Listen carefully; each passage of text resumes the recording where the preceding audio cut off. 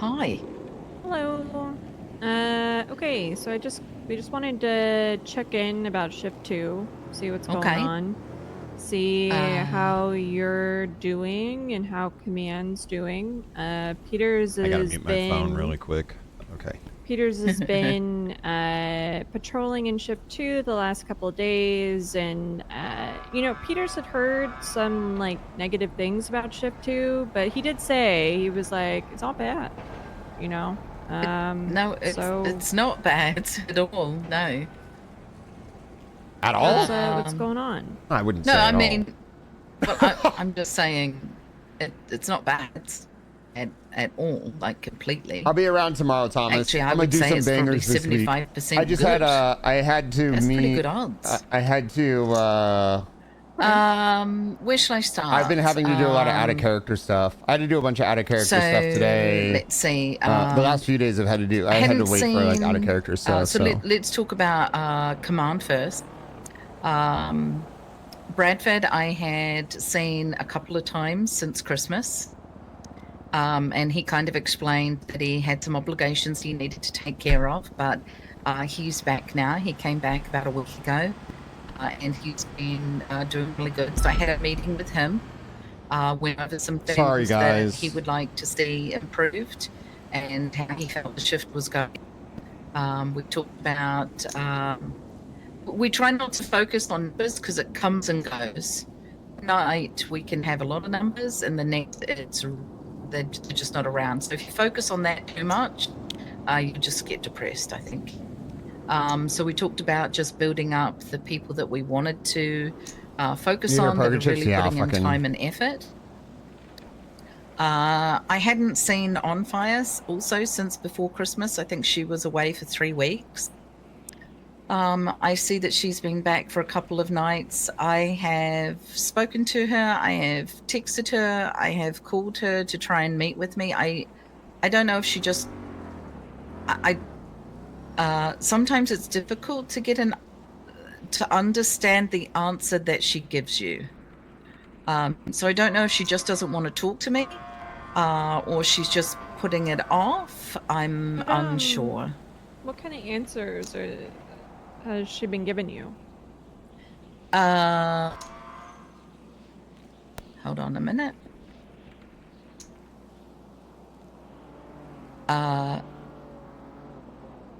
So first of all, while she was away, I did text her a couple of times just in case, like, I wasn't seeing her and she was coming on duty at other times.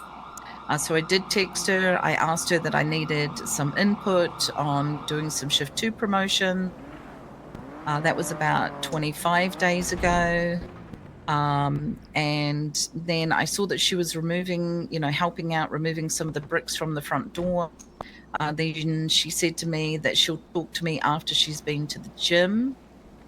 That was about 4 days ago. That's literally a character right there, chat. That's some fucking And then 3 days ago, I texted her. I said, let's have a chat when you're free. She just says understood and things like that. And that just I did sounds approach like her, fucking roleplay. one-on-one as well. And I said, give me a call, because she had just come on duty. So I do see her riding with you, Peters, and I see her riding with Maxwell. So I'm not sure. I'm going to try one more time to reach out and see if she'll talk with me. If you have any suggestions, let me know. I mean, my personal suggestion, it might not be the best one, and Peters, tell me to shut up if you don't agree with this, because you know Onfire better than I do. I would just say, honestly, Ruby, if you've tried for like a week now and she's kind of dodging you or just busy with other shit, just say, hey, come to MRPD now. We're meeting now. Okay. That would be what I would do personally. Instead of trying to schedule something or wait for her to let you know when she's free. But Peters, what do you think? No, I agree. I think this is supposed to be your shift. You're a lieutenant. If you need someone, you need to tell them what they need to do or what you need from them. expectations kind of like, if you're not getting what you need to convey that to the people and tell them what you need. So I agree. I just don't want to put her on a back foot because some of the questions I want to ask her about, how can we improve things? And I'm going to try one more time when I see her again to have a chat with her. Yeah, I would before I put my. I don't want to be the foot down person, but I'll try one more time first, softly. That's part of being a lieutenant is you got to put your fucking foot down.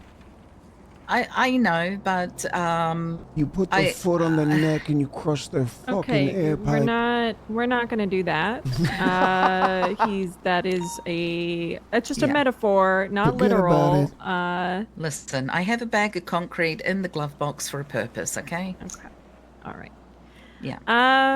Yeah. I want to get the best out of her, not the negative out of her. So I'm going to try one more time. Okay, so Peters, why don't you tell, because you've been working with Onfire a little bit, right? I have had the time to work with Onfire to spend a few days here and there in Shift 2, which ultimately led me to coming into Shift 2 as I am now. Yeah, I wasn't sure why you were coming. I'll just be honest, are you coming into Shift 2 for Onfire? I'm coming into Shift 2 because it's kind of a clusterfuck right now.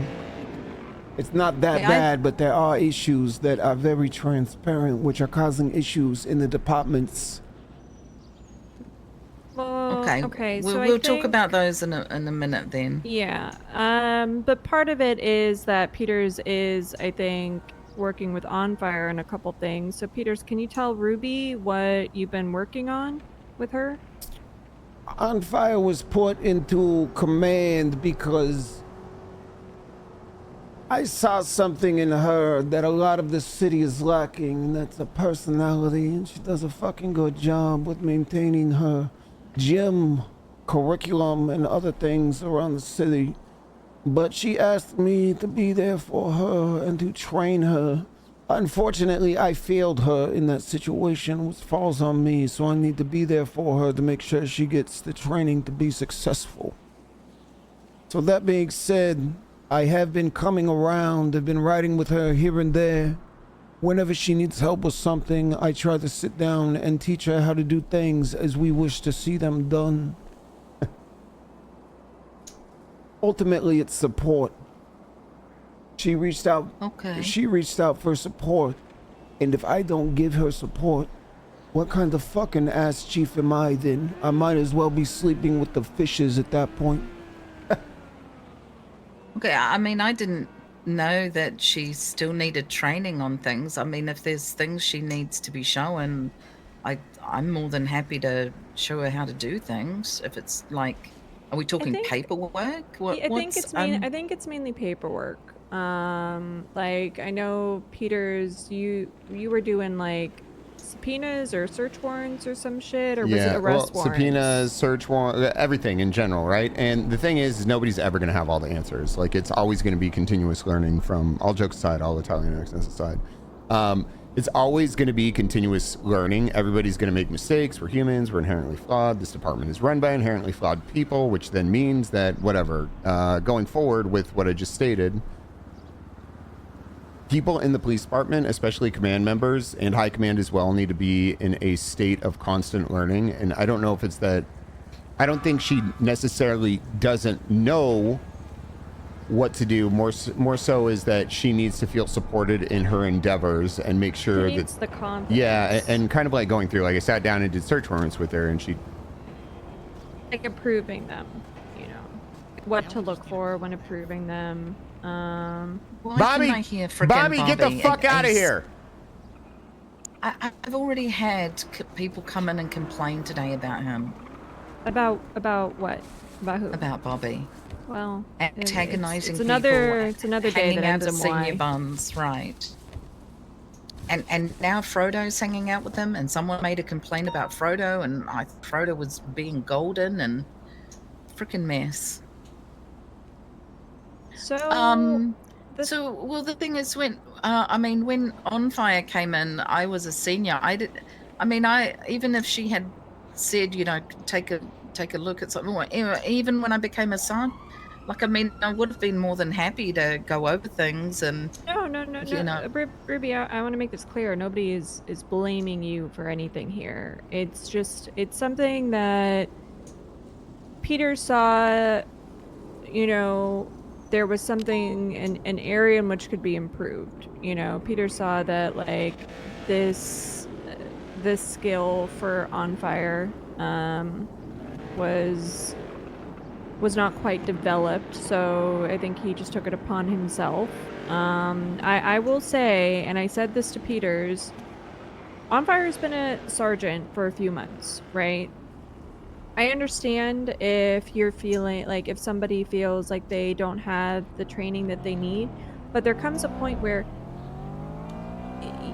we also have to look at the fact that why has it taken 2 months for this to be brought up? Where have we failed them? Why was this not brought up sooner you. to us, or sooner to you or Peters? You know what I mean? Like, you've been a lieutenant for over a month, and I understand she was gone for 3 weeks, but I still think that there's some accountability on her part for not bringing this up sooner to us.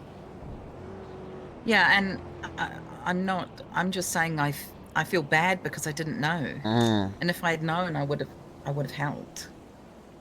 Yeah, I mean, like I said, I think it was something that was brought up, like, within the last week. Forget about it. So, you know, Peters took it upon himself to kind of address it and try to help her. But honestly, I think both of you can work together to kind of support her and Bradford, you know. But ultimately, like, we're talking to you right now because we want to make sure that you're supported, so that way then you can support your command and, you know, and on. Okay. So I think with Onfire, you know, like we were saying, I think Onfire has the knowledge and the experience to be able to do all these things. I think what it probably is that Onfire just doesn't have the confidence yet to feel like she can, you know, and it's just a matter of kind of reinforcing that she does know what she's doing and that she does have the judgment to be able to review a search warrant or review an arrest warrant and say, yep, this is good, and sign it, or nope, this isn't right, and let them know and give them that feedback. Okay. I mean, that's fair. I'm still going to reach out to her, and because I need to get her on board with a couple of things that Bradford and I are kind of thinking about for shift 2, and kind of get her input if possible. So what do you think are the areas in which shift 2 can improve? I gotta warm up for RP, chat. So what I started doing is This is how you warm up for RP, by the way. You want to be a good role player, you gotta do this. Ride along with Officer. I started with Bradford. I've ridden with a couple of seniors like Shields and Type, and I've kind of just been asking them some open-ended questions to get them to talk. So pretty much, like, I'll ask things like, you know, how are you feeling overall about the shift? God damn it.